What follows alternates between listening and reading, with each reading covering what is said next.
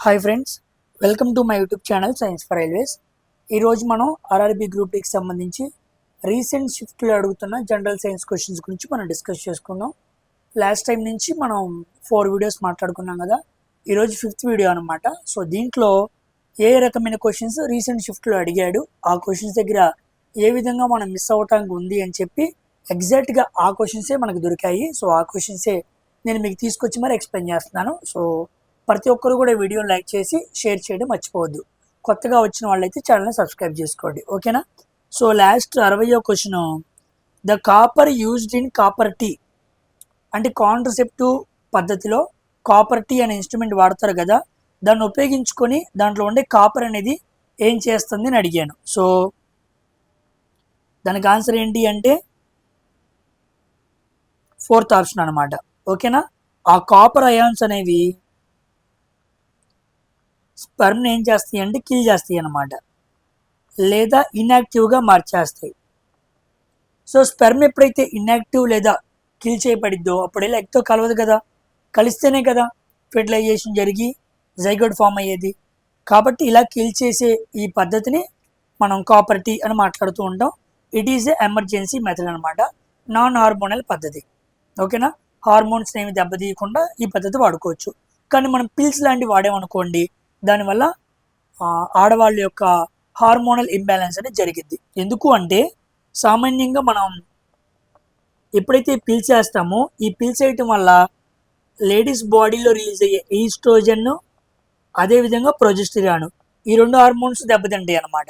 ఈ హార్మోన్స్ వల్లే every month లేడీస్కి ఒక ఎగ్సెల్ రిలీజ్ అయ్యింది. నువ్వు ఎప్పుడైతే ఈ పిల్స్ వేయటం మొదలు పెడతావో ఆ హార్మోన్స్ దెబ్బతిని ఓవ్యులేషన్ ఆగిపోయింది. ఇట్ స్టాప్స్ ఓవ్యులేషన్ ఆగిపోతుంది. కాబట్టి కాంట్రసెప్టివ్ పిల్స్ వాడితే ప్రమాదం ఏంటి అంటే it stops the ovulation, formation of zygote జరగకుండా జరుగుతుంది. అది హార్మోన్స్ని దెబ్బతీసే పద్ధతి అనమాట. సో దాన్ని గుర్తుపెట్టుకోండి. కంపల్సరీగా కాంట్రసెప్టివ్ గర్భ నిరోధక పద్ధతుల మీద క్వశ్చన్స్ ఫ్రీక్వెంట్గా పడుతూనే ఉన్నాయి. దాని మీద ఒకసారి ఫోకస్ చేయండి. మనం చాలాసార్లు ఆ మెథడ్స్ అన్నీ కూడా క్లియర్గా డిస్కస్ చేసుకుంటూ వచ్చాం, ఓకేనా. ఈ చివరి రోజుల్లో ఎవరైతే ఎగ్జామ్స్ దగ్గరికి వచ్చారో వాళ్ళందరూ కూడా కంపల్సరీగా మన వీడియోని ఒకసారి చూసి ఏ కాన్సెప్ట్స్ ఎలా టచ్ చేస్తున్నాడు అన్న విషయం ఒక్కసారి ఓవర్వ్యూ క్రియేట్ చేసుకోండి. మోస్ట్లీ ఎన్సీఆర్టీలో ఉన్న కాన్సెప్ట్ తీసుకొచ్చి నేను క్లియర్గా మీకు ఎక్స్ప్లెయిన్ చేస్తున్నాను. నా వీడియో చూసిన తర్వాత అయినా మీరు ఎన్సీఆర్టీ బుక్ ఒకసారి చదువుకోవచ్చు, అప్పుడు మీకు క్లియర్గా అర్థమైంది. చదవకపోయినా పర్లేదు, అంటే టైం లేదు కాబట్టి. టైం ఉంటే మాత్రం కంపల్సరీగా చూసుకోండి, మీకు ఇంకా క్లారిటీ వచ్చింది, ఓకేనా. సో ఈరోజు మనం 5th వీడియోలోకి వెళ్దాం. మంచి క్వశ్చన్స్ ఉన్నాయి, ప్రతిదాన్ని కూడా క్లియర్ అండ్ కట్గా డిస్కస్ చేసుకుంటూ వెళ్దాం. అందరూ కూడా వీడియోని లైక్ చేయడం మర్చిపోవద్దు. Synthetic detergents are better for cleaning than soaps because అన్నాడు. సామాన్యంగా మనకి డిటర్జెంట్స్ ఉంటాయి, అదేవిధంగా సోప్స్ ఉంటాయి అన్నమాట. డిటర్జెంట్స్ వేరు, సోప్స్ వేరు. డిటర్జెంట్స్లో మనకి ఏ గ్రూప్ సాల్ట్స్ ఉంటాయి అంటే బాగా గుర్తుపెట్టుకోండి, వెరీ వెరీ ఇంపార్టెంట్. సల్ఫోనేట్ అంటారు, అంటే SO3- సల్ఫోనేట్ గ్రూప్ సాల్ట్స్ ఉంటాయి అన్నమాట. అదే మనం సోప్స్ చూసామనుకోండి, కార్బాక్సిలేట్ గ్రూప్ అంటే ఇలా ఉండిద్ది అనమాట. ఆ గ్రూప్ సాల్ట్స్ అనేవి మనకి సోప్లో ఉండేవి అనమాట, ఓకేనా. ఇప్పుడు సింథటిక్ డిటర్జెంట్స్ ఆర్ బెటర్ అంటే డిటర్జెంట్స్ అనేవి బెటర్ అంట వేటికన్నా, సోప్స్ కన్నా. ఎందుకు అన్నాడు. సో ఎందుకు అంటే సామాన్యంగా ఈ సల్ఫోనేట్ గ్రూప్స్తో ఉన్న సాల్ట్స్ అంటే డిటర్జెంట్స్ అనమాట, హార్డ్ వాటర్తో మనం ఆ డిటర్జెంట్ని ఉపయోగించుకొని హార్డ్ వాటర్తో ఉతికామనుకోండి, చక్కగా బట్టలు ఏమవుతాయి, క్లీన్ అవుతాయి. కానీ అదే సోపుని తీసుకొని ఇదే హార్డ్ వాటర్తో ఉతికామనుకోండి, సోపు పోదు, ఓకేనా. మనకి స్కమ్ ఫామ్ అయిద్ది అనమాట, ప్రెసిపిటేట్ ఫామ్ అయిపోయింది అనమాట. అంటే ఇక్కడ బట్టలు బాగా క్లీన్ అవుతాయి, ఇక్కడ బట్టలు బాగా క్లీన్ అవ్వవు.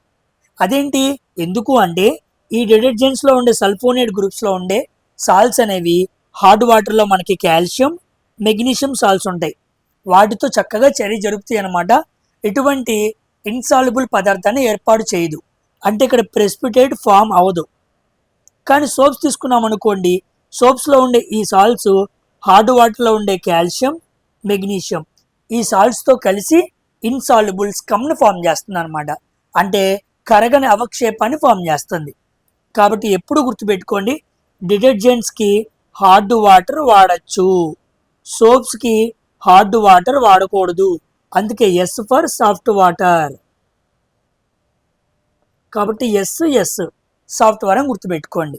ఇప్పుడు ఇంత కాన్సెప్ట్ నేర్చుకుంటేనే ఈ క్వశ్చన్ ఆన్సర్ చేయగలం. చూడండి, synthetic detergents are better than soaps because అన్నాడు. చూద్దాం, does not precipitate in hard water అన్నాడు. ఎస్, ఫస్ట్ ఆప్షనే కరెక్ట్ ఆన్సర్ అన్నమాట. ఈ డిటర్జెంట్స్ అనేవి హార్డ్ వాటర్తో చర్య జరిపితే ఏం ఫామ్ అవ్వదు, ప్రెసిపిటేట్ ఫామ్ అవ్వదు అన్నాడు. కరెక్టే కదా. Next, cleans well in hot వాటరా కాదు, సాఫ్ట్ రిక్వైర్డా కాదు, క్లీన్ వెల్ ఇన్ కోల్డ్ వాటరా కాదు. కోల్డ్ వాటర్ అంటాడు, హాట్ వాటర్ అంటాడు, కన్ఫ్యూజ్ చేస్తాడు. గుర్తుపెట్టుకోండి, డిటర్జెంట్స్ అంటే హార్డ్ వాటర్, కాబట్టి ఇక్కడ డి ఉండిద్ది, హార్డ్ అనే పేరులో కూడా డి ఉండిద్ది, కన్ఫ్యూజ్ అవ్వద్దు. ఇక్కడ సాఫ్ట్ వాటర్ ఉండిద్ది, ఎస్ ఉండిద్ది. కాబట్టి సోప్స్తో క్లీన్ చేస్తే సాఫ్ట్ వాటర్ వాడు, డిటర్జెంట్స్తో క్లీన్ చేస్తే హార్డ్ వాటర్ వాడు. గుర్తుపెట్టుకో, దీంట్లో ఏ సాల్ట్స్ ఉంటాయి, సల్ఫోనేట్, దీంట్లో ఏ సాల్ట్స్ ఉంటాయి, కార్బాక్సిలేట్. ఇక్కడ హార్డ్ వాటర్లో ఉండే ఆ సాల్ట్స్ ఏంటి, కాల్షియం, మెగ్నీషియం ఆమ్లాలు ఉంటాయి అన్నమాట. ఓకేనా, వాటితో ఇవి చర్య జరుపుతాయి, అందుకే ఇక్కడ ప్రెసిపిటేట్ ఫామ్ అయ్యిద్ది. ఐ హోప్ మీకు క్లారిటీ వచ్చింది అనుకుంటున్నాను. 61వ క్వశ్చన్. ఓకేనా, కమింగ్ టు 62వ question. Which one of the following statement is not correct అన్నాడు. Which one of the following statement is not correct. చూడండి, ఇప్పుడే మనం సోప్ మాలిక్యూల్స్ గురించి చదివాం కదా, అన్ని ఇలా స్టేట్మెంట్ లాగా అడుగుతున్నాడు. చదువుదాం. నాట్ కరెక్ట్ అన్నాడు అంటే దీంట్లో 3 రాంగ్ ఉంటాయి అన్నమాట. ఓకే, 3 రైట్ ఉంటాయి. నాట్ కరెక్ట్ అన్నాడు కాబట్టి, the molecules of soap are sodium potassium salts of long chain fatty acids అన్నాడు. సోప్లో ఏ రకమైన సాల్ట్స్ వాడతారంట, సోడియం వాడతారు, పొటాషియం వాడతారు, అంటే ఎన్ఏ వాడతారు లేదా కే వాడతారు. ఏ గ్రూప్ వాడాలి, కార్బాక్సిలేట్ గ్రూప్ వాడాలి. ఎలా ఫామ్ అవుతాయి, లాంగ్ చైన్లో ఫామ్ అవుతాయి. అవి ఏ యాసిడ్స్, ఫ్యాటీ యాసిడ్స్ అదనమాట. ఏ సాల్ట్స్ అంటే ఏమో సోడియం పొటాషియం, కేజీ రాసానండి, కే అనమాట. ఏ గ్రూప్ అంటే కార్బాక్సిలేట్ గ్రూప్. ఎలా ఫామ్ అవుతాయి అంటే లాంగ్ చైన్లో ఫ్యాటీ యాసిడ్స్ రూపంలో ఫామ్ అవుతాయి. ఎస్, ఫస్ట్ది కరెక్టే. తర్వాత, the molecule of soap contain hydrophobic, hydrophilic, అంటే వాటర్ని ఇష్టపడేది, వాటర్ ఇష్టపడింది, హెడ్ టైల్ 2 ఉంటాయి. రైటే. Detergents are more effective than soaps in hard water. ఇందాకే మాట్లాడుకున్నాగా, రైటే. డిటర్జెంట్స్ అనేవి సోప్స్ కన్నా మోర్ ఎఫెక్టివ్. ఎక్కడ, హార్డ్ వాటర్లో. అలా కాకుండా soaps are more effective than detergents ఎక్కడ, సాఫ్ట్ వాటర్లో. ఇలా కన్ఫ్యూజ్ చేస్తూ తెలిసిన విషయాన్ని బాగా అడుగుతూ ఉంటాడు. ఇలా స్టేట్మెంట్ లాగా కూడా అడగచ్చు అనమాట. సో 3 రైటే. ఇంకేంటి, 4th ఆప్షన్ రాంగ్ ఆప్షన్. ఎలా రాంగో చూద్దాం. In micelles the ionic end of the molecule towards the oil droplet అన్నాడు. ఇక్కడ దొరికిపోయాడు. నేను స్టార్టింగ్లో కూడా చెప్పాను, అయానిక్ ఎండ్ అంటే అర్థం ఏంటి, హైడ్రోఫిలిక్ అని అర్థం. హైడ్రోఫిలిక్ అంటే వాటర్ లవింగ్, అది వాటర్ వైపు టువార్డ్స్గా ఉండిద్ది. కానీ అయానిక్ ఎండ్ ఆయిల్కి టువార్డ్స్గా ఉండిద్ది అన్నాడు. కాబట్టి 4th option is the wrong option.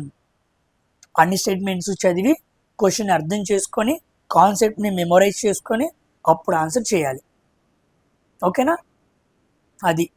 కాబట్టి అడుగుతున్న ప్రతి క్వశ్చన్ ఎగ్జాక్ట్గా తెలుసుకొని దానికి సంబంధించిన క్వశ్చన్తో పాటు మరి దాని చుట్టుపక్కల ఉండే ఇంకొక క్వశ్చన్ ఫ్రేమ్ చేసి మీకు ఈ వీడియోస్ తీసుకొస్తున్నాం.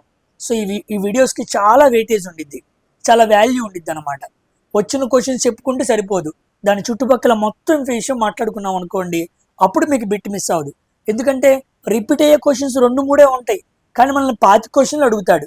అదే చదువుకుని వెళ్తే నీ షిఫ్ట్కి రావచ్చు రాకపోవచ్చు, కానీ చుట్టూ చదువుకుంటే you will definitely get 1 point, ఎక్కడో చోట దొరికిద్ది అనమాట. ఓకేనా. కమింగ్ టు 63వ క్వశ్చన్, జాగ్రత్త చూడండి. A wire of resistance R is cut into N equal parts. ఒక రెసిస్టెన్స్ ఆర్ ఉందంట, దాన్ని ఎన్ ఈక్వల్ పార్ట్స్గా కట్ చేశాడంట. ఇది R. These parts are connected into parallel. ఆ ఎన్ పార్ట్స్గా, ఎన్ ఈక్వల్ పార్ట్స్గా కనెక్ట్ చేసిన అన్ని రెసిస్టర్స్ని కూడా ఏం చేశాడు, ప్యారల్లో కనెక్ట్ చేశాడు. అప్పుడు ఈక్వలెంట్ రెసిస్టెన్స్ ఎంత ఉండిద్ది అన్నాడు. So question are equivalent equal to R/N², ఇదనమాట. ఓకేనా. So 4th option is the correct answer. ఆ ఫార్ములాలో పెట్టాలి. అయితే క్వశ్చన్ ఇది కాదు అడిగింది, ఎగ్జాక్ట్ కరెక్ట్గా అబ్బాయి రాసి పెట్టాడు. ఏ R ohms resistance is equally cut into 7 equal parts అన్నాడు. ఏమన్నాడు, ఒక R ohms ఉన్న రెసిస్టర్ని 7 ఈక్వల్ పార్ట్స్గా కట్ చేసినప్పుడు R/R ఈక్వలెంట్ రేషియో ఎంత అని క్వశ్చన్ అడిగాడంట. అది ఎగ్జాక్ట్గా అడిగింది క్వశ్చన్. ఓకేనా. నేను ఆల్రెడీ ఇదే క్వశ్చన్ మీకు టెలిగ్రామ్లో కూడా పెట్టాను. టెలిగ్రామ్లో ముందు మీకు ఎందుకు పెడుతున్నాను అంటే మీకు ఒక అవేర్నెస్ క్రియేట్ అయ్యింది. నా అవసరం లేకుండానే చాలామంది పిల్లలు అర్థం చేసుకొని చదువుకోగలరు, అందుకే పెట్టాను. నేను ఆ క్వశ్చన్స్ అన్ని గ్యాదర్ చేసుకొని వాటికి మొత్తం రెడీ చేసుకొని నేను వీడియో చేయాలి కాబట్టి లేట్ అయింది, కానీ వెంటనే మీకు తెలియాలి కదా, అందుకే టెలిగ్రామ్లో పెడుతున్నాను. ఓకేనా. సో క్వశ్చన్ అయితే ఇదనమాట. ఒక R ohms ఉన్న రెసిస్టర్ తీసుకున్నాడు, 7 ఈక్వల్ పార్ట్స్గా కట్ చేశాడు. అప్పుడు మనకి R/R ఈక్వలెంట్ రేషియో ఎంత అన్నాడు. ఫార్ములా పెడదాం. R equivalent equal to R/N². ఇక్కడ N అంటే 7 అనమాట, 7 పార్ట్స్గా కట్ చేశాడు కాబట్టి. సో R/N² అంటే 49. So R equivalent equal to R/49. ఇప్పుడు మనం అడిగింది ఏంటి, R/R ఈక్వలెంట్. ఈ 49 అటు పక్క తీసుకెళ్ళు, అప్పుడు R/R ఈక్వలెంట్ వస్తుంది. So R/R equivalent equal to 49. Answer is 49. ఇది అనమాట క్వశ్చన్. ఓకేనా. గుడ్ క్వశ్చన్ అనమాట, వెరీ వెరీ ఇంపార్టెంట్. ఇప్పుడు నేను మిమ్మల్ని అడుగుతున్నాను, a wire of resistance R is cut into equal parts, these parts are connected into. ఇప్పుడు క్వశ్చన్ మారుస్తున్నాను. ఇక్కడ ప్యారలల్ తీసేశాను. ఓకేనా. సిరీస్ అని కనెక్ట్ చేశాను. ఒక ఆర్ని ఎన్ ఈక్వల్ పార్ట్స్గా కట్ చేసినప్పుడు ఆ పార్ట్స్ అన్ని సిరీస్లో కనెక్ట్ చేస్తే అప్పుడు టోటల్ ఈక్వలెంట్ రెసిస్టెన్స్ ఎంత ఉంటుందో మీరు కామెంట్ సెక్షన్లో రాయండి. ఓకేనా. కంపల్సరీగా చూస్తాను. చెప్పిన ప్రతి క్వశ్చన్స్ కూడా మీరు కామెంట్ సెక్షన్లో రాయండి, ఆన్సర్స్ అడిగినవి కంపల్సరీగా. కమింగ్ టు 64వ క్వశ్చన్, ఇది చూడండి. సామాన్యంగా క్వశ్చన్ దేని మీద అడుగుతున్నాడంటే సన్సెట్, సన్ రైజ్. ఓకేనా. దీనికి ఏ ప్రాపర్టీ వలన సన్సెట్ ఒక డిలే కానీ సన్ రైజ్ యాక్టివ్ ముందు కానీ, అంటే మనకి సన్ రైజ్ ఏమో 2 నిమిషాలు ముందు, సన్సెట్ ఏమో 2 నిమిషాల తర్వాత డిలేగా జరుగుతుంది కదా. సో రోజులో వచ్చే 4 నిమిషాలు అక్కడ అనమాట, అంటే సన్ రైజ్ సన్సెట్ దగ్గర వచ్చే 4 నిమిషాల తేడా ఏ ప్రాపర్టీని అడుగుతున్నాడు. సో మనం చాలాసార్లు మాట్లాడుకున్నాం కదా, అట్మాస్ఫియరిక్ రిఫ్రాక్షన్. దీంతో పాటు ఈ క్వశ్చన్ కూడా అడుగుతున్నాడు. ఓకేనా. During sunrise sunset sun appears reddish ఆరెంజ్లో కనపడుతుంది అనమాట. సన్లైట్లో 7 కలర్స్ ఉన్నాయి కదా, ఎందుకు సన్సెట్ సన్ రైజ్ సమయంలో మాత్రమే రెడ్డిష్ ఆరెంజ్ కలర్ మాత్రం ఎందుకు కనపడుతుంది అని అడిగాడు. First option, during the time sun emits only reddish orange light అన్నాడు. Wrong. Sun reddish orange light మాత్రమే ఎమిట్ చేసిద్దా? కాదు. All the colours are absorbed by the atmosphere అన్నాడు. కాదు, అన్ని కలర్స్ అట్మాస్ఫియర్ అబ్జర్వ్ చేసుకోదు. Reddish orange light least scattered by atmosphere. Yes, third option is the correct answer అన్నమాట. సామాన్యంగా సన్లైట్లో నుంచి మనకి VGR అనే కలర్స్ వస్తాయి అన్నమాట. అయితే ఇవన్నీ కూడా ఇటువైపు నుంచి వెళ్తున్నప్పుడు వైలెట్కి ఎక్కువ స్కాటరింగ్ ఉండిద్ది, ఇండిగోకి ఎక్కువ స్కాటరింగ్ ఉండిద్ది, బ్లూకి ఎక్కువ స్కాటరింగ్ ఉండిద్ది, గ్రీన్కి ఎక్కువ ఉండిద్ది, వైలెట్కి ఉండిద్ది. అంటే సన్ నుంచి ఈ కలర్స్ అన్నీ వచ్చినప్పటికీ ఇవన్నీ ఎప్పుడైతే మన కంటిని చేరే లోపు అన్నీ కూడా స్కాటర్ అయిపోతూ ఉంటాయి. మన కంటిని చేరే వరకు స్కాటర్ అవ్వకుండా ఉండే రెండు కలర్స్ ఏమైనా ఉన్నాయి అంటే ఒకటి ఆరెంజ్, ఇంకోటి రెడ్ అనమాట. ఆరెంజ్ అండ్ రెడ్ ఇవి మన సూర్యకాంతి మన కంటిని చేరే వరకు స్కాటర్ అవ్వకుండా ఉన్నాయి కాబట్టి సన్ సెట్ సమయంలోనూ సన్ రైజ్ సమయంలోనూ మనకేమవుతుంది, సన్ అనేది రెడ్డిష్ ఆరెంజ్, అందుకే రెడ్ ఆరెంజ్ కలర్లో మనకు కనపడుతుంది అనమాట. Because they have highest wavelengths. అంత సామాన్యంగా ఈజీగా అవి స్కాటర్ అవ్వవు. ఓకేనా? కాబట్టి సన్సెట్ టు సన్ రైజ్ ఎందుకు డిలే అవుతుంది, ఎర్లీగా వస్తుందంటే ఏమో అట్మాస్ఫియరిక్ రిఫ్లెక్షన్ చెప్పాలి. కానీ sunset to sunrise colours ఎందుకు మారుతున్నాయి అంటే ఏమో స్కాటరింగ్ ఆఫ్ లైట్ అనే ప్రాపర్టీ చెప్పాలి. ఓకేనా? బాగా గుర్తుపెట్టుకోండి. దీనికి చెప్పాల్సిన ప్రాపర్టీ వేరు, దీనికి చెప్పాల్సిన ప్రాపర్టీ వేరు. హడావుల్లో రెండు సన్సెట్ సన్ రైజ్ కనపడ్డాయి కాబట్టి ఒకటే పెట్టకూడదు. ఐ హోప్ మీకు అర్థమైంది అనుకుంటున్నాను. ఓకేనా? కమింగ్ టు 65వ క్వశ్చన్. ఇది కూడా నేను చెప్పాను కానీ డిఫరెంట్గా అడుగుతున్నాడు. ఓకేనా? పేర్లు ఇచ్చి అడుగుతున్నాడు అనమాట. When acetic acid treated with sodium hydroxide. Acetic acid అంటే CH3COH NaOHతో చర్య జరిపింది. ఓకేనా? ఇదొక యాసిడ్, ఇదొక బేసు. మనకు తెలిసి ఏం ఫామ్ అవ్వాలి, సాల్ట్ ప్లస్ వాటర్ ఫామ్ అవ్వాలి, అంతే కదా.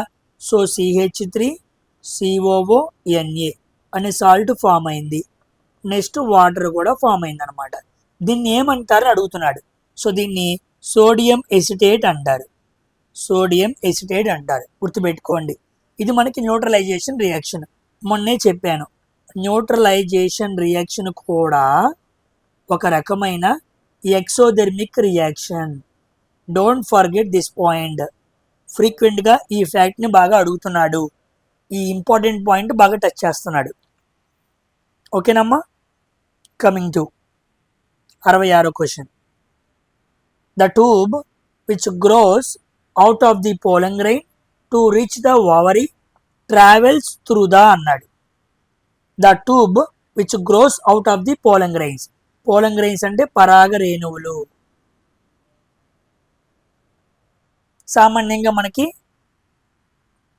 యాంతర్ నుంచి స్టిగ్మా దగ్గరికి ఏమొస్తాయి, పరాగ రేణువులు వస్తాయి అన్నమాట.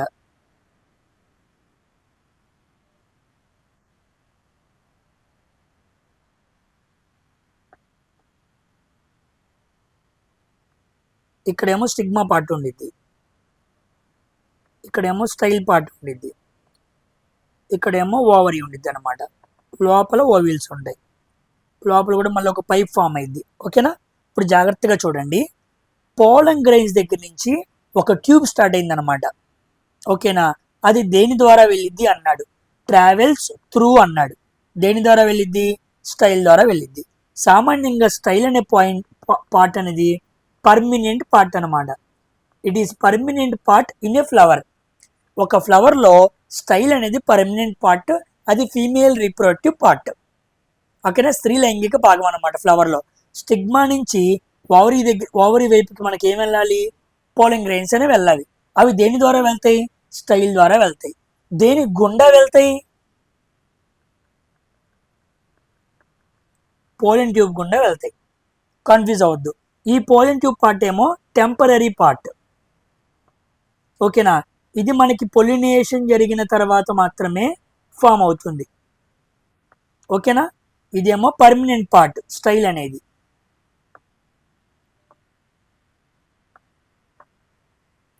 ఇదేమో టెంపరరీ పార్ట్ అనమాట పోలన్ ట్యూబ్ అనేది. ఓకేనా? పొలినేషన్ జరిగిన తర్వాత మాత్రమే ఫామ్ అయ్యేది ఏంటి, పోలన్ ట్యూబ్. అంతకు ముందు నుంచే ఉండేది ఏంటి, స్టైల్. సో పోలన్ ట్యూబ్ కూడా స్టైల్ గుండా ఫామ్ అయింది అనమాట. కాబట్టి పోలన్ ట్యూబ్ ఎలా ఫామ్ అయింది అంటే త్రూ స్టైల్ గుండా ఫామ్ అయింది. ఓకేనా? సో స్టైల్ గుండా పోలన్ ట్యూబ్ ఫామ్ అయ్యి పోలన్ గ్రెయిన్స్ చక్కగా పోలన్ ట్యూబ్ గుండా వెళ్ళిపోయి ఎక్కడ కలుస్తాయి, ఓవరీస్తో కలుస్తాయి అనమాట. గుర్తుపెట్టుకోండి, వెరీ వెరీ ఇంపార్టెంట్. ఈ చిన్న పాయింట్ దగ్గరే మార్చి మార్చి మార్చి అడుగుతున్నాడు. సో లోపలికి వెళ్ళి మనం మాట్లాడాలి కాబట్టి నేను క్లియర్గా లోపలికి వెళ్ళి మాట్లాడుతున్నాను. ఓకేనా. Coming to an object moves with uniform velocity. Uniform velocity అంటే దాని అర్థం ఏంటి? వస్తువు యూనిఫామ్ మోషన్లో ఉంది అని చెప్పకనే చెబుతున్నాడు. ఓకే, అలాంటి సమయంలో కింద 4 ఆప్షన్లో ఏది correct? First, the force acting on the object are balanced. మోషన్లో వెలాసిటీలో ఎటువంటి తేడా లేదు. సో వెలాసిటీలో ఎటువంటి తేడా లేదు అంటే ఫోర్స్ అనేది ఎలా ఉన్నట్టు? బ్యాలెన్స్డ్గా ఉన్నట్టు. ఎస్, కరెక్టే. రెండోది, there is no external force on it. ఇది కరెక్టే. ఒక వస్తువు యూనిఫామ్ వెలాసిటీలో వెళ్తుంది అంటే ఫోర్స్ బ్యాలెన్స్డ్గా ఉందని అర్థం. బయట వైపు నుంచి ఎటువంటి ఫోర్సు ఎక్స్టర్నల్గా అప్లై చేయబడట్లేదు అని కూడా అర్థమే. So both A and B are right. గుర్తుపెట్టుకోండి, వెరీ వెరీ ఇంపార్టెంట్. ఓకేనా. నెక్స్ట్, ఇప్పుడు చాలామంది ఇది అడుగుతున్నారు, nature of the velocity time graph. ఇలా అడుగుతున్నాడు అనమాట. Nature of the velocity time graph అంటున్నాడు, ఇంకేమీ అనట్లా. సామాన్యంగా nature of the velocity time graph అంటే మనం ఏం చెప్పాలంటే ఇది చెప్పాలన్నమాట. ఓకేనా. ఈ గ్రాఫ్ని మనం ఏమని చెప్పచ్చు? యూనిఫామ్ వెలాసిటీ అని చెప్పచ్చు. సో యూనిఫామ్ వెలాసిటీ గ్రాఫే nature of the VT graph అన్నమాట. ఒక వెలాసిటీ టైం గ్రాఫ్ ఎప్పుడు ఎలా ఉండాలి? యూనిఫామ్ వెలాసిటీతో ఉండాలి. అంటే ఇప్పుడు ఇది దేనికి ఎలా ఉంది? ఎక్స్ యాక్సిస్కి ప్యారలల్గా ఉంది. కాబట్టి నేచర్ ఆఫ్ వీటీ గ్రాఫ్ అంటే అర్థం ఏంటి? Straight line parallel to X axis అని మీరు ఆప్షన్ పెట్టాలన్నమాట. వాడు ఏమి చెప్పడు. Nature of the VT graph, velocity time graph యొక్క నేచర్ ఏంటి అంటాడు. దాని నేచర్ సర్వసాధారణంగా యూనిఫామ్ వెలాసిటీ. దాని అర్థం straight line parallel to X axis. అది నువ్వే పెట్టేయాలన్నమాట. గుర్తుపెట్టుకోండి. ఇలా క్వశ్చన్ ఫ్రేమ్ చేస్తున్నాడు. Next, a lens of larger focal length. ఈ క్వశ్చన్ చాలా ఇంపార్టెంట్, జాగ్రత్తగా వినండి. A lens of larger focal length and larger aperture. మీకు ఫోకల్ లెంత్ అంటే ఏంటో, అపర్చర్ ఏంటో నా క్లాసెస్ వింటున్న పిల్లలకి ఐడియా ఉండిద్ది. చాలాసార్లు ఎక్స్ప్లెయిన్ చేశాను. Is best suited as an objective of astronomical telescope. Astronomical టెలిస్కోప్లో మనం ఒక లెన్స్ వాడుతున్నాం. ఆ లెన్స్కి ఫోకల్ లెంత్ లార్జ్గా ఉండాలి, లార్జర్ అపర్చర్ ఉండాలి. సో లార్జ్ ఫోకల్ లెంత్, అదేవిధంగా లార్జ్ అపర్చర్, ఈ రెండు ఉండాలి. అలా ఉంటే గుడ్ అనమాట. అవును, ఎందుకు ఉండాలి, కారణం ఏంటి అని చెప్పి మంచి పాయింట్స్ చెప్పాడు చూడండి. Large aperture contributes to quality and visibility అన్నాడు. రైటే. అపర్చర్ ఎక్కువగా ఉందనుకో క్వాలిటీ బాగుండిద్ది, విజిబిలిటీ బాగుండిద్ది. Next, large area of the objective ensures better light gathering power. Area ఎక్కువ ఉందనుకోండి లైట్ గ్యాదరింగ్ పవర్ కూడా ఎలా ఉండిద్ది? ఎక్కువ ఉండిద్ది. ఇది రైటే. Large aperture provides better resolution. ఇది కరెక్టే. So all of the above are right answer అన్నమాట. ఓకేనా. ఎందుకు నేను చెప్పాను అంటే రేపటి రోజున అపర్చర్ ఎందుకు అని చెప్పి ఫస్ట్ పాయింట్ మంచి క్వాలిటీ ప్రొవైడ్ చేసిద్దని అడుగుతాడు. తర్వాత మంచి విజిబిలిటీ ప్రొవైడ్ చేసిద్దని అడుగుతాడు. తర్వాత మంచి రిజల్యూషన్ ప్రొవైడ్ చేసిద్దని అడుగుతాడు. కాబట్టి అపర్చర్ ఇవన్నీ ప్రొవైడ్ చేస్తుంది. గుర్తుపెట్టుకోండి, వెరీ వెరీ ఇంపార్టెంట్. ఓకేనా. నేను ఆల్రెడీ చెప్పాను అపర్చర్ అంటే ఏంటి? Diameter of the reflecting surface. Very very important. Technician పేపర్లో మనం ఎన్నోసార్లు డిస్కస్ చేసుకున్నాం. Coming to which colour code is correct for domestic wiring. ఇది కూడా అడిగాడు ఎగ్జామ్లో. మన ఇంట్లో వాడే డొమెస్టిక్ వైరింగ్ ఇది నేను మ్యాగ్నెటిజంలో క్లియర్గా ఎక్స్ప్లెయిన్ చేశాను మీకు అక్కడ. ఓకేనా.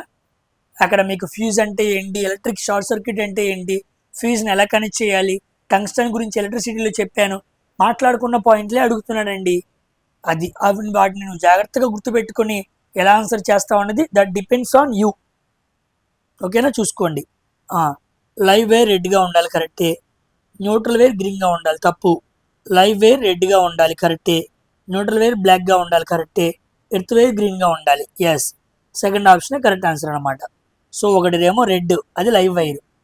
ఫేజ్ వైర్ కూడా అంటాడు అనమాట, ఫేజ్ అని కూడా అంటాడు, గుర్తుపెట్టుకోండి. న్యూట్రల్ వైర్ బ్లాక్గా ఉండాలి, ఎర్త్ వైర్ గ్రీన్గా ఉండాలి. ఓకేనా, వెరీ వెరీ ఇంపార్టెంట్. ఇంకోసారి గ్రీన్ ఇవ్వకుండా ఎల్లో కూడా ఇస్తుంటాడు అనమాట, గ్రీనిష్ ఎల్లో కూడా ఇస్తూ ఉంటాడు, గుర్తుపెట్టుకోండి. ఇప్పుడు నేను గ్రీన్ లేకపోతే అది పెట్టండి మీరు. ఓకేనా, coming to 17th question. Mendel obtained F2 progeny, F2 వచ్చిందనమాట, from F1 generation plants by the method of అన్నాడు. సామాన్యంగా మనకి F1 జనరేషన్లో capital T small d hybrid tall వస్తుందన్నమాట. ఓకేనా, అప్పుడు మనం క్యాపిటల్ స్మాల్ d తీసుకున్నాం. ఈ రెండింటికి మనం ఏం చేసాం, సెల్ఫ్ పొలినేషన్ చేసాం. నేను యూనిట్ ఎక్స్ప్లెయిన్ చేసినప్పుడు క్లియర్గా రాశాను, సెల్ఫ్ పొలినేషన్ చేసాం. అప్పుడు మనకేమొచ్చింది, 1:2:1 జీనోటైప్ రేషియో వచ్చింది, 3:1 ఫీనోటైప్ రేషియో కూడా వచ్చింది. ఓకేనా, ఆడదే అడిగాడు. F2 రావాలి అంటే F1 జనరేషన్లో ఏ పొలినేషన్ చేయాలన్నాడు. క్రాస్ పొలినేషన్, వెజిటేటివ్ కాదు, ఇది కాదు, సెల్ఫ్ పొలినేషన్. ఇదిగోండి, F1 జనరేషన్లో వచ్చిన ప్లాంట్స్ ఒక రకాలను తీసుకొని అక్కడ నువ్వు సెల్ఫ్ పొలినేషన్ చేస్తే అప్పుడు నీకు 3:1, 1:2:1 అనే ఫీనోటైప్ జీనోటైప్ రేషియోస్ అనేవి వస్తాయి అన్నమాట. ఓకేనా, అయితే ఈ క్వశ్చన్ని కాస్త మార్చి అడిగారని కూడా చెప్పాడు. ఎలా అడిగారంటే జాగ్రత్తగా చూడండి. ఇక్కడతో క్వశ్చన్స్ కంప్లీట్ అయినాయి. 10 క్వశ్చన్స్ నేను ఫ్రేమ్ చేశాను. ఇక్కడ మనం కొన్ని మాట్లాడదాం. ఏ క్వశ్చన్స్ అడిగాడంటే, సామాన్యంగా మనకి capital T and small d, ప్యూరిటాలు, ప్యూరిడార్ఫ్, ఈ రెండు మొక్కల్ని మనం క్రాస్ పొలినేషన్ చేసినప్పుడు F1 జనరేషన్లో వచ్చే ప్లాంట్స్ అనేవి ఎలా ఉంటాయి అని అడిగాడు. ఆల్ టాల్ ఉంటాయా, ఆల్ డార్ఫ్ ఉంటాయా,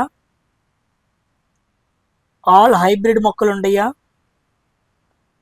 నన్ ఆఫ్ ది అబోనా, ఇలా అడిగాడు అనమాట. ఓకేనా, మీకు ఆల్రెడీ చెప్పాను, ప్యూరిటాలు, ప్యూరిడార్ఫ్ ఈ రెండింటిని ఎప్పుడైతే మనం క్రాస్ పొలినేషన్ చేస్తామో F1 జనరేషన్లో వచ్చే మొక్కలు మనకు ఎలా ఉంటాయి, ఆల్ హైబ్రిడ్ ప్లాంట్స్ ఉంటాయి. దాన్ని ఎలా రిప్రజెంట్ చేయాలి, క్యాపిటల్ T స్మాల్ d అని రిప్రజెంట్ చేయాలి. అలా అడిగాడు అనమాట. ఓకేనా, ఇది మనం మాట్లాడుకున్న క్వశ్చన్, జాగ్రత్తగా చూడండి. ఇది కాకుండా ఇంకేమేమి అడిగాడో రఫ్గా మాట్లాడుతున్నాడు, సింపుల్గా ఉన్నాయి అన్నమాట.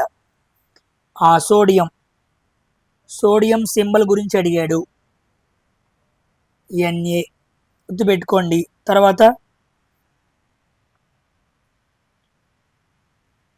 ఎపర్చర్ గురించి మనం మాట్లాడుకున్నాం. వర్క్ ప్రాబ్లమ్స్ అడిగాడు. వర్క్ మీద ప్రాబ్లం ఎలా అడిగాడంటే అది కూడా అబ్బాయి రాసి పంపించాడు. ఎలాగంటే work equal to 600 joules, time equal to 10 minutes, height equal to 10 meters, then find work done అన్నాడు. ఓకేనా, ఇది వెయిట్ అనమాట, సారీ వర్క్ కాదు, weight equal to 600 joules, 600 newtons. Weight న్యూటన్స్లో కలవాలి కదా. సో మనకు వెయిట్ ఇచ్చాడు, టైం ఇచ్చాడు, హైట్ ఇచ్చాడు, వర్క్ డన్ అడిగాడు. ఏ ఫార్ములా వేస్తారు చూడండి జాగ్రత్తగా ఎలా చేయాలో. So change in work done, so work done అన్న లేదా చేంజ్ ఇన్ పొటెన్షియల్ ఎనర్జీ అన్న ఒకటే అనమాట. ఓకేనా, సో వర్క్లో వచ్చే మార్పు, ఎనర్జీలో వచ్చే మార్పు వర్క్ డన్కి సమానం అనమాట. So change in potential energy equal to work done. అలాగే చేంజ్ ఇన్ కెనెటిక్ ఎనర్జీ అయినా వర్క్ డన్ అయింది. So mgh. డైరెక్ట్గా మనకు వెయిట్ ఇచ్చాడు, వెయిట్ ఫార్ములా ఏంటి, m/g ఈక్వల్ టు 600 అనమాట. ఈ పాయింట్ తెలియాలి. ఇది తెలియకపోతే m ఇవ్వలేదు కదా, g ఇవ్వలేదు కదా, మనం కన్ఫ్యూజ్ అవుతూ ఉంటాం. ఇదిగోండి mgని కలిపి వెయిట్ని ఇచ్చాడు అనమాట. సో 600, h అంటే 10 బై టైం అంటే 10 వేసేసి క్యాలిక్యులేషన్ చేస్తారు, తప్పు అయిపోయింది. మినిట్స్లో ఉంది, సెకండ్స్లో మార్చుకోవాలి, ఇంటూ 60.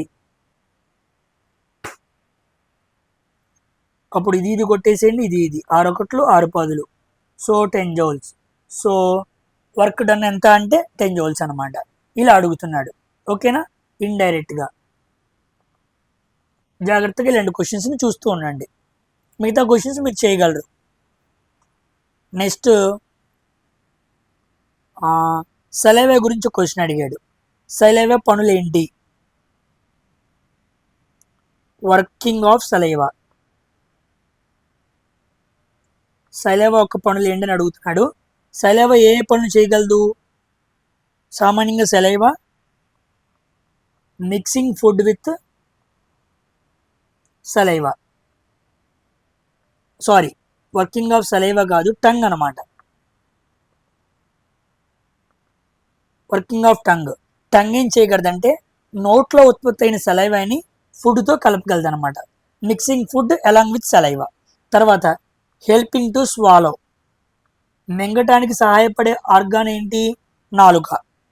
తర్వాత టేస్ట్ సెన్సేషన్. మనకి టేస్ట్ తెలియాలంటే నాలుక మీద కొన్ని గ్రాహకాలు ఉంటాయి, టేస్ట్ రిసెప్టార్స్. దానికి కూడా నాలుకనే కారణం. తర్వాత ఫార్మేషన్ ఆఫ్ బోలస్. చాలామంది వినే ఉంటారు బోలస్. ఓకేనా, నోటిలో పాక్షికంగా జీర్ణమైన ఆహారాన్ని ఏమనాలి? బోలస్ అనాలి. అదే కడుపులో అయితే దాన్ని ఏమనాలి? కైమ్ అనాలని చదువుకుంటూ ఉంటాం కదా. సో ఫార్మేషన్ ఆఫ్ బోలస్ కూడా ఎవరు చేస్తారు? టంగే చేస్తుంది అనమాట. అంటే నోట్లో ఉన్న మనం తీసుకున్న ఆహారాన్ని నాలుక కొన్ని సలైవాస్తో కలిపి ఒక స్పెరికల్ మాస్గా, ఒక బోలస్గా మార్చేసిద్ది అనమాట. అది ఈ 4 పాయింట్లు ఎవరు చేస్తారు? టంగ్ చేస్తుంది, నాలుగు చేస్తుంది, గుర్తుపెట్టుకోండి. ఇలా అడుగుతున్నాడు. తర్వాత యానోడైజింగ్. ఇది మనం మాట్లాడుకున్నాం కదా, దాని మీద మళ్ళీ అడిగాడు అనమాట. Anodizing of aluminium. Anodizing of aluminium. అల్యూమినియంతో ఎందుకు మనం యానోడైజింగ్ చేస్తున్నామంటే ఒక మెటల్ మీద ఎప్పుడైతే అల్యూమినియంతో మనం యానోడైజింగ్ చేస్తామో దానివల్ల ఆ మెటల్ మీద thick, hard protective layer form అయింది అనమాట. థిక్గా, హార్డ్గా ఉండే ఒక ప్రొటెక్టివ్ లేయర్ ఫామ్ అయింది. దీనివల్ల ఆ పలానా మెటల్ అనేది కరోజన్ రెసిస్టెన్స్గా మారిద్ది అనమాట. ఓకేనా, మనం గ్యాల్వనైజేషన్లో జింక్ కోటింగ్ ఎలా వేస్తామో యానోడైజింగ్లో అల్యూమినియం వాడతాం. A for a, zinc for గ్యాల్వనైజేషన్, anodising for aluminium. ఇక్కడ ఈ మూలకాన్ని, అక్కడ ఆ మూలకాన్ని వాడి కొన్ని రకాల మెటల్స్కి తుప్పు పట్టకుండా మనం కాపాడుతూ ఉంటాం అన్నమాట. ఓకేనా, నెక్స్ట్ కొన్ని మూలకాలు ఇచ్చి సేమ్ నెంబర్ ఆఫ్ న్యూట్రాన్స్ గురించి అడిగాడు. ఓకేనా, సో దాంట్లో మనకి ఏమి ఇచ్చాడంటే సోడియం, మెగ్నీషియం, అదేవిధంగా బేరియం, బోరాను, కార్బను,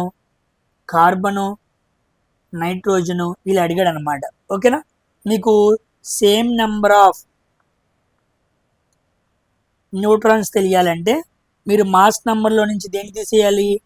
ఎటామిక్ నెంబర్ని తీసేయాలి. ఓకేనా, నేను ఆల్రెడీ మాస్ గురించి ఒక వీడియో మాట్లాడాను. అక్కడ మీకు మాస్ అన్ని ఎగ్జాక్ట్గా చూపించాను అనమాట. ఆ మాస్లు మీకు ఐడియా ఉంటే, కొన్ని గుర్తుపెట్టుకుంటే అప్పుడు మీరు ఆన్సర్ చేయొచ్చు.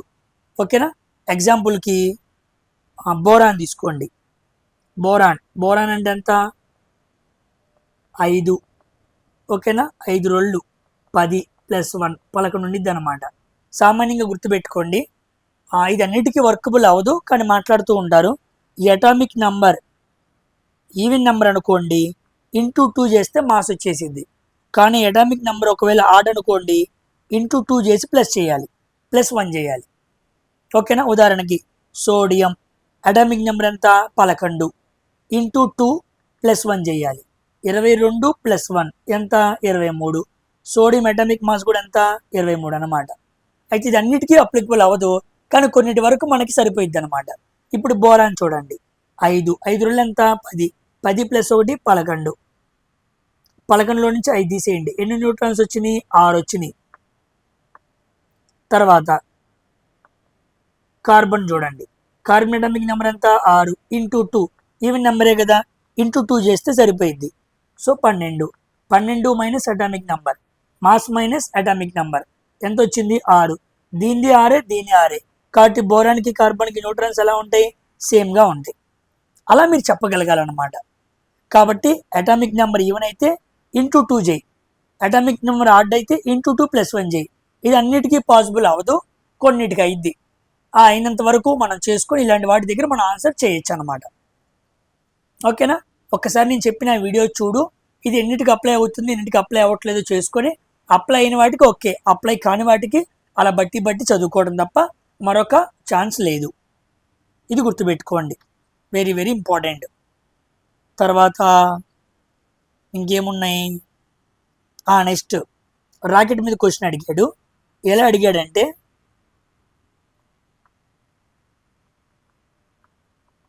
క్వశ్చన్ ఎక్స్ప్లెయిన్ చేసేస్తున్నాను జాగ్రత్తగా. రాకెట్ పైకి వెళ్ళాలి అంటే రాకెట్ వెళ్ళే మోషన్ పైకి వేయనమాట, అప్వర్డ్ మోషన్. ఆ మోషన్లో పైకి వెళ్ళాలి అన్నప్పుడు ఓకేనా, దేన్నో రాకెట్ ఒక మోషన్ని ఏదో కిందకి లాగుతూ ఉండిద్ది అనమాట. ఆ ఫోర్స్లు ఏంటి, force against the motion of rocket. Force against the motion of rocket.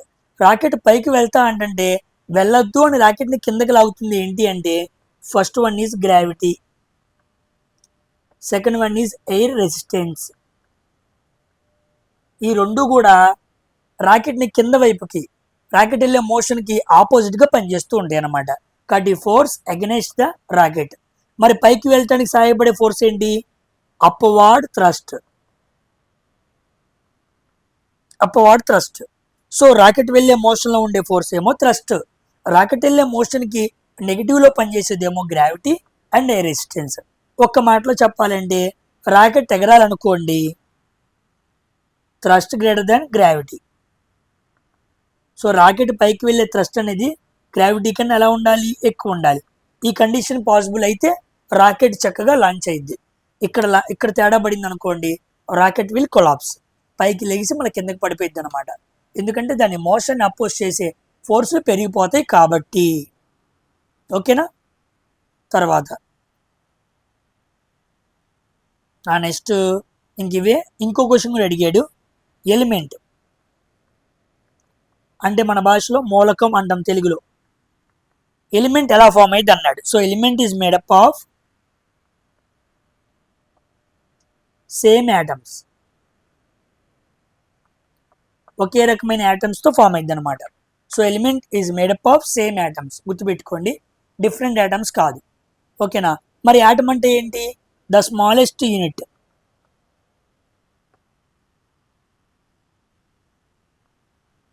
Atom అంటే అర్థమైందంటే the smallest unit of element.